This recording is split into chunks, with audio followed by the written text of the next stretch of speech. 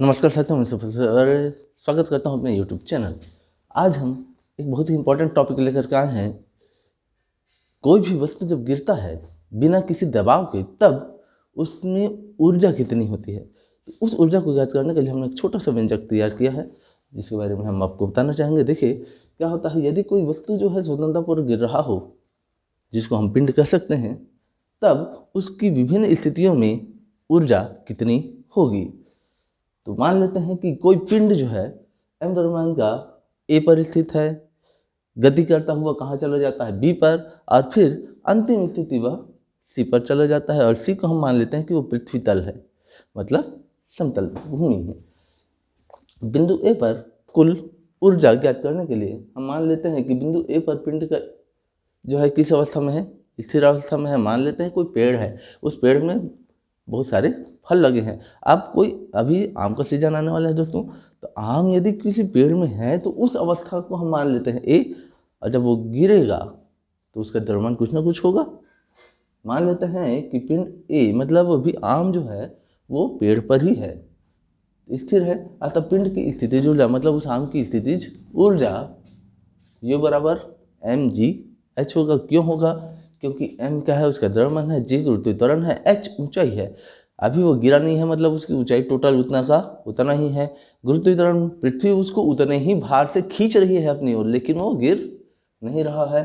और जितना उसका द्रव्यमान है वो अभी उतना का उतना स्थिर है। तो इस प्रकार से हम कह सकते हैं कि उसकी कुल स्थितिज ऊर्जा U बराबर क्या हो जाएगा, mgh।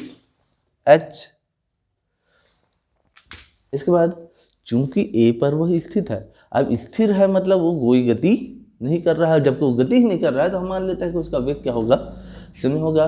तब उसकी जो गतिज ऊर्जा होगी, गतिज ऊर्जा का सूत्र हम जानते हैं दोस्तों, के बराबर क्या होता है 1/2 mv²। इस सूत्र में हम गतिज ऊर्जा जब रखेंगे तो v जो है स्थिर है, मतलब v का वैल्यू जब क्या रख देंगे हम 0 रखेंगे, तब गतिज ऊर्जा कितना हो जाएगा, के बराबर 1/2 mv² होता है। तो v की जगह हम क्या रख देंगे 0। जब 0 रखेंगे तो ये टोटल क्या हो जाएगा, 0 हो जाएगा। तो हम कुल ऊर्जा निकाल सकते हैं। कुल ऊर्जा जब निकालेंगे तो कुल ऊर्जा जो है स्थितिज ऊर्जा प्लस गतिज ऊर्जा के योग के बराबर होता है। तो हम स्थितिज ऊर्जा का जो सूत्र हमको प्राप्त हुआ mgh, इसको यहाँ रख देंगे, और गतिज ऊर्जा हमको कितना मिला 0, यहाँ रखेंगे। तो कुल जब योग करेंगे तो कितना आ जाएगा mgh, इसको मान लेते हैं हम समीकरण 1।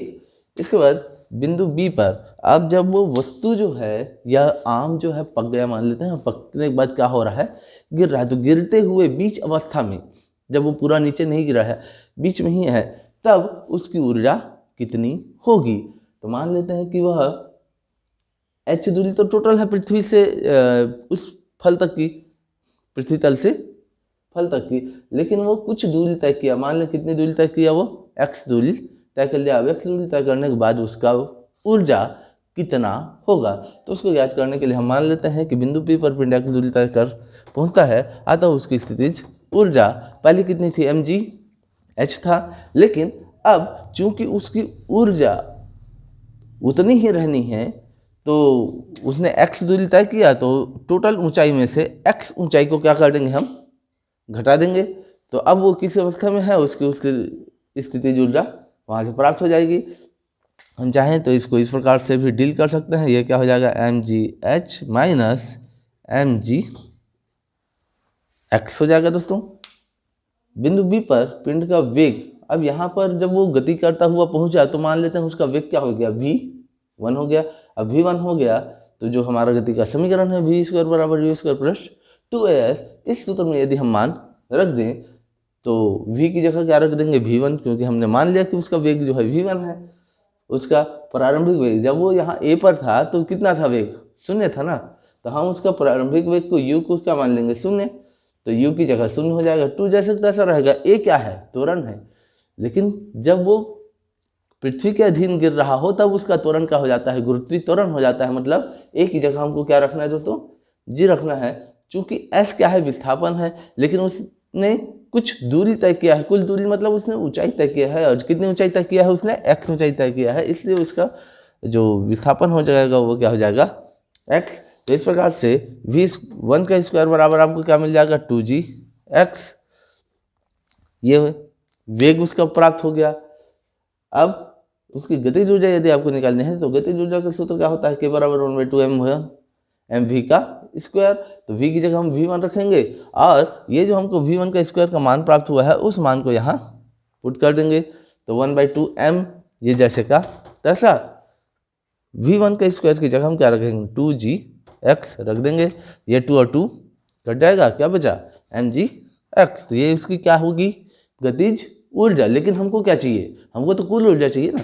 तो कुल ऊर्जा कब मिलेगा, जब हम इस गतिज ऊर्जा और इस स्थितिज ऊर्जा दोनों को क्या कर देंगे, जोड़ देंगे। तो हम बी पर कुल ऊर्जा निकाल लेते हैं। ई बराबर क्या हो जाएगा, स्थितिज ऊर्जा प्लस गतिज ऊर्जा दोनों को रख देते हैं mgh-x प्लस mgx। अब इस मान को जब हम ब्रैकेट हटाते हैं तो क्या होता है mgh माइनस mgx, और ये mgx जैसे का तैसे ही रहेगा। तो ये दोनों क्या हो जाएगा, घट जाएगा। तो बचा क्या, आपको लास्ट परिणाम क्या बचा, mgh ही बचा। इसको भी हम नाम दे देते हैं समीकरण 2। अभी ये स्थिति कहाँ पर है, स्थिति बी पर, जब वो बीच रास्ते में है, वो पूरा नीचे तक नहीं गिरा है। अब मान लेते हैं कि वो वस्तु कहाँ पहुंच गया, नीचे गिर गया, पूरा गिर गया, समतल में आ गया। तो उसका वेग क्या होगा, सीधी बात है कि जब वो गिर गया तो वो पृथ्वी तल पर पहुंच गया तो उसकी ऊंचाई क्या हो गई, शून्य। अब तो ऊंचाई रहा ही नहीं। तो उसकी ऊंचाई के बारे में, बिंदु सी पर पिंड h दूरी तय कर स्थिर हो जाता है। अतः सी पर पिंड की स्थितिज ऊर्जा u बराबर क्या हो जाएगा mgh होता है, लेकिन h क्या हुआ 0। अब जब h 0 हो गया तो आपको क्या मिलेगा, 0 से किसी का भी मल्टीप्लाई करो 0 हो जाता है। तो u बराबर आपको क्या मिल जाएगा 0। स्थितिज ऊर्जा 0 हो गया, मतलब जब वो पृथ्वी तल पर पहुंचा तो उसकी स्थितिज ऊर्जा 0 हो गई। अब गतिज ऊर्जा कितनी होगी, तो सी पर पिंड का वेग मान लेते हैं v2 है, वहां पर पहुंचते पहुंचते उसका वेग क्या हो जाता है v2 हो जाता है। तब गति के समीकरण फिर से वही समीकरण यूज करोगे, v स्क्वायर बराबर u स्क्वायर प्लस 2a।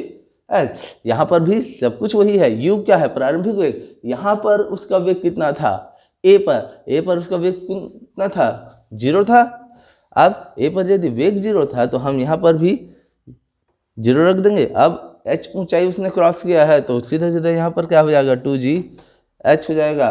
तो v2 का स्क्वायर आपको मिल जाएगा कितना 2gh। लेकिन हमको क्या चाहिए, कुल ऊर्जा चाहिए। तो कुल ऊर्जा निकालेंगे, कुल गतिज ऊर्जा, सॉरी कुल ऊर्जा हम क्या निकालेंगे, कुल ऊर्जा निकालेंगे।